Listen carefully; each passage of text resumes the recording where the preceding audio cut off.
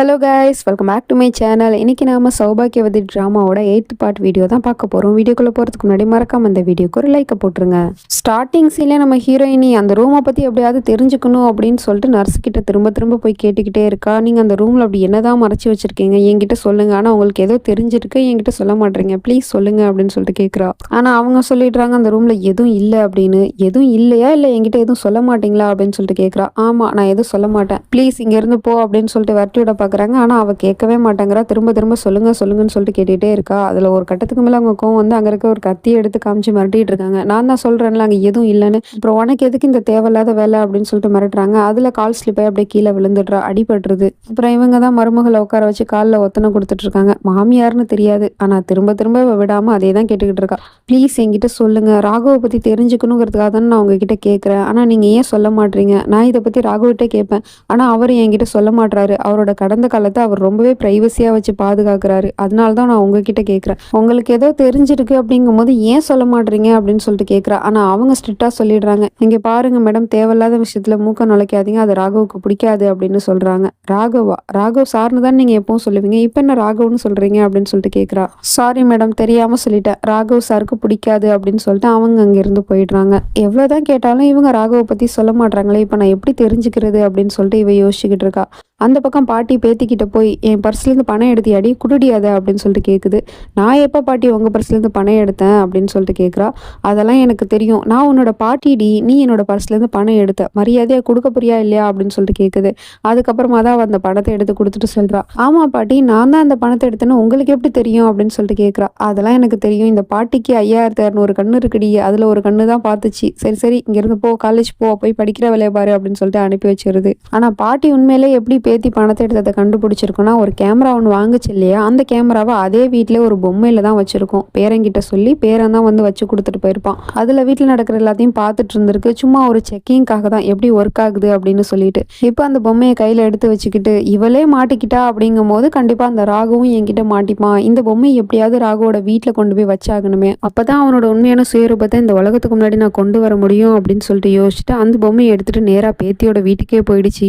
அவளும் பாட்டியை பார்த்ததும் உணர்ச்சி வசப்பட்டு அப்படியே ஹக் பண்ணிக்கிட்டு, பாட்டி எப்படி பாட்டி இருக்கீங்க அப்படின்னு சொல்லிட்டு கேட்குறா. அதுக்கப்புறம் தான் புருஷங்கார சொன்னது ஞாபகம் வருது. ஒருவேளை பாட்டி திரும்ப இந்த வீட்டுக்குள்ளே வந்துச்சு, அப்புறம் நான் கொன்னுடுவேன் அப்படின்னு சொல்லியிருப்பான். அதனால டக்குன்னு விலகி வந்து, ஏன் பாட்டி இங்கே வந்தீங்க அப்படின்னு சொல்லிட்டு கேட்குறா. பாட்டி வந்ததை இவனும் கேமராவில் பார்த்துட்டு, இப்போதான் ஒரு மீட்டிங் முடிஞ்சிச்சு, அதுக்குள்ளே இன்னொரு மீட்டிங்கா பாட்டி, நீ எதுக்காக இங்கே வந்த அப்படிங்கிற மாதிரி யோசிச்சுக்கிட்டு இருக்கான். பாட்டியும் சொல்லுது, இந்த பொம்மையை உங்ககிட்ட கொடுத்துட்டு போலான்டாமா வந்தேன், இந்த பொம்மையை வீட்டில் பார்க்கும் போதெல்லாம் எனக்கு ஓன் ஞாபகம் தாமா வருது. ஏன்னா நீ சின்ன வயசுல இந்த பொம்மை இல்லாமல் சாப்பிட மாட்டேன், தூங்க மாட்டேன், விளையாடும் போது கூட இந்த பொம்மை தான் உன்னோட ஃபேவரட்டாக இருக்கும். அதனால தான் இந்த பொம்மையை நான் உங்ககிட்ட கொடுத்துட்டு போகலான்னு வந்தேன். நாங்கள் தான் உன் கூட இருக்க முடியல, அட்லீஸ்ட் இந்த பொம்மையாவது உன் கூட இருக்கட்டுமே, இந்தாமா இந்த பொம்மையை உன் கூடவே வச்சுக்கோ அப்படின்னு சொல்லிட்டு பாட்டி கொடுக்குது. அவளும் அதை வாங்கி வச்சுக்கிறா. அப்போ அந்த பக்கமாக நர்ஸு, அதான் நம்ம சியாவோட மாமியார், அந்த பக்கமாக போயிட்டு இருக்காங்க. பாட்டி ஒரு ஷாக் ரியாக்ஷன் கொடுக்குது. அதை ஹீரோயினையும் பார்த்துட்டு, பாட்டி உங்களுக்கு இவங்களை முன்னாடியே தெரியுமா அப்படின்னு சொல்லிட்டு கேட்குறா. ஆனால் அவங்க பார்த்துட்டு, இல்லைம்மா தெரியாது, சரிம்மா நீ பார்த்து பத்திரமா இரு அப்படின்னு சொல்லிட்டு பாட்டி போயிடுது. இவன் எல்லாத்தையும் கேமராவில் பார்த்துட்டு,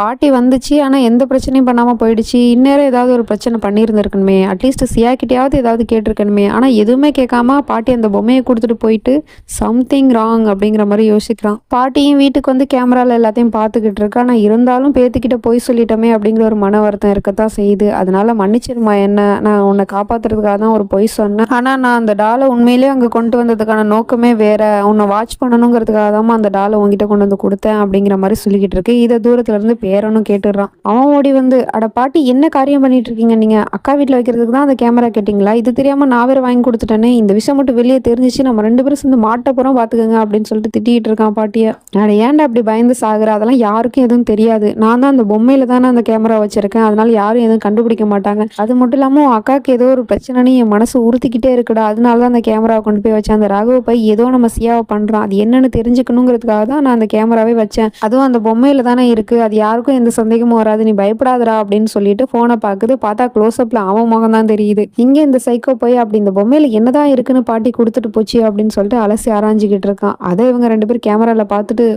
போச்சு நம்ம மாட்ட போறோம், எல்லாம் உன்னாலதான் கிளவி அப்படின்னு சொல்லிட்டு திட்டிக்கிட்டு இருக்கான் பாட்டியை. வெயிட் பண்ணு பார்ப்போம் அப்படின்னு சொல்லிட்டு பாட்டியும் ஒரு பயத்தோடய பார்த்துக்கிட்டு இருக்கு. அவனும் அந்த பொம்மையை போட்டு புரட்டி பார்த்துக்கிட்டு இருக்கான். ஆனா ஒன்றும் கிடைக்கல. அப்போ அங்க நம்ம ஹீரோயினி வந்து, எனக்கு அந்த டால் பிடிக்கும் அப்படின்னு சொல்றான். அப்படியான்னு கேட்குறான். ஆமாங்க, இந்த பொம்மையை வீட்டுக்கு வந்து கொடுத்ததே பாட்டி தான், பாட்டி வீட்டுக்கு வந்தாங்க அப்படின்னு அப்படின்னு சொல்றா. பரவாயில்லையே, இவ நம்ம கிட்ட உண்மையா இருக்காளே, உண்மையை சொல்றா அப்படின்னு சொல்லிட்டு யோசிச்சுட்டு சரி மேல சொல்லு அப்படின்னு சொல்லிட்டு கேட்குறான். அவளும் இந்த பொம்மை என்னோட ஃபேவரட் பொம்மைங்க, இது பொம்மைன்னு சொல்றதுக்கு பதிலாக என்னோட பெஸ்ட் ஃப்ரெண்டுன்னே சொல்லலாம். சின்ன வயசுல இது என்னோட பெஸ்ட் ஃப்ரெண்டு மாதிரி என் கூடவே தான் இருக்கும் எப்பவும். சரி தூங்கும் போது சாப்பிடும் போது எப்பவும் இந்த பொம்மை இல்லாமல் நான் ஒரு நிமிஷம் கூட இருக்கவே மாட்டேன். என்னோட எல்லா ஃபீலிங்ஸையும் நான் இதுகிட்ட தான் ஷேர் பண்ணிப்பேன் அப்படின்னு சொல்லிட்டு எல்லாத்தையும் சொல்லிக்கிட்டு இருக்கா. ஆனா அவன் இதெல்லாம் கேட்டுவிட்டு அப்படியா, ஆனா இதெல்லாம் சின்ன வயசுல நீ பண்ணியிருப்ப, உனக்கு ஒரு வேளை சின்ன வயசுல இந்த பொம்மை பிடிச்சிருந்துருக்கலாம். ஆனா இப்போ உன் புருஷன் நான் உன் கூட இருக்கேன்ல, உன்னோட ஃபீலிங்ஸை நீ என்கிட்ட தான் ஷேர் பண்ணணும், ஓகேவா? நமக்கிடையில யாரும் வரக்கூடாதுன்னு நான் உங்ககிட்ட முன்னாடியே சொல்லியிருக்கேனம்மா. அப்புறம் இந்த பொம்மை விட்டு எதுக்கு அப்படின்னு சொல்லிட்டு அந்த பொம்மையை தூக்கி கீழே போடுறான். செத்து போச்சு பொம்மை, செத்து போச்சு அப்படின்னு சொல்லிட்டு டான்ஸ் ஆடிக்கிட்டு இருக்கான் பைத்தியம் மாதிரி.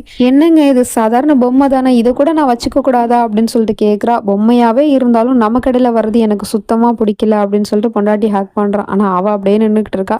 ஹக் மீ அப்படின்னு சொல்றான். உடனே அவளும் வேற வழியே இல்லாம அப்படியே அவனை ஹக் பண்ணிக்கிறா. அதே சமயம் கீழே போட்டதுனால இந்த பக்கம் கேமராவும் ஒர்க் ஆகல. இவங்க 2 பேரும் முழிச்சுக்கிட்டு இருக்காங்க. என்னடா ஆச்சு இந்த கேமராக்கு, ஏன்டா ஒன்றும் தெரியல அப்படின்னு பாட்டி கேட்குது. ஐ திங்க் மாமா அந்த பொம்மையை கீழே போட்டார்ல, அதனாலதான் கேமரா ஒர்க் ஆகல போல அப்படின்னு சொல்லிக்கிட்டு இருக்கான்.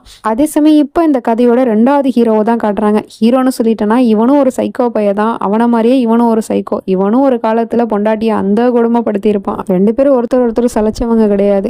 இப்போ இவன் கால் பண்றான். யாருக்கு? நம்ம ராகவ் பயலுக்கு தான்.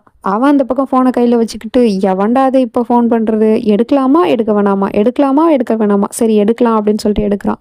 நான் ராகவ் ஜிந்தல் பேசுகிறேன் அப்படின்னு சொல்கிறான். அவனும் அவன் பேரை சொல்கிறான், நான் விராஜ் டோப்ரியால் பேசுகிறேன் அப்படின்னு. ஆனால் அப்படிப்பட்ட பேரில் எனக்கு யாரையும் தெரியாதுன்னு சொல்லிடுறான். ஆனால் எனக்கு உன்னை நல்லா தெரியும், நான் உன்னை இப்போ மீட் பண்ணி ஆகணும் உடனே அப்படின்னு சொல்கிறான். ஏன் எதுக்காக, எதுவும் என்கிட்ட ஆட்டோகிராஃப் வாங்க போறியா என்ன அப்படின்னு இவன் கேட்குறான். ஆட்டோகிராஃப் இல்லைப்பா, ஒரு புது சாப்டர் ஓப்பன் பண்ண போகிறேன், உன்னோட கதையில் ஒரு ட்விஸ்ட் இருக்குது, அது என்னால் வரப்போகுது அப்படிங்கிற மாதிரி சொல்லிட்டு இருக்கான். அப்படி என்ன ட்விஸ்ட்டை பற்றி இவன் பேசுகிறாங்கிறது நமக்கு தெரியல. நம்ம சைக்கோ பையிலும் குழம்பி போயிருக்கான். யாரா இவன் அப்படிங்கிற மாதிரி முழிச்சுக்கிட்டு இருக்கான். இந்த வீடியோ ஷார்ட்டாக முடிச்சதுல எனக்கும் கொஞ்சம் வருத்தம் தான். என்ன பண்ணுறது, லாங்காக போடணும்னா எடிட்டர் தேவைப்படுறாங்க நம்ம சேனலுக்கு. ஆல்ரெடி நான் சொல்லியிருந்தேன், இருந்தாலும் இன்னுமே ஒரு சரியான எடிட்டர் நம்ம சேனலுக்கு வந்த பாடாக தெரியல. உங்கள் யாருக்காவது எடிட்டிங்கில் இன்ட்ரெஸ்ட் இருந்துச்சு, எடிட்டிங் பற்றிலாம் ஓரளவு தெரியும் அப்படின்னா என்னோட டெலிகிராம் சேனலுக்கு மெசேஜ் பண்ணுங்க. பார்ட் டைம் ஜாப் தேடிட்டு இருக்கவங்களுக்கு இது ஒரு நல்ல வாய்ப்பா இருக்கும். விருப்பப்பட்டவங்க கமெண்ட் பண்ணுங்க. தேங்க்ஸ் ஃபார் வாட்சிங். Bye friends.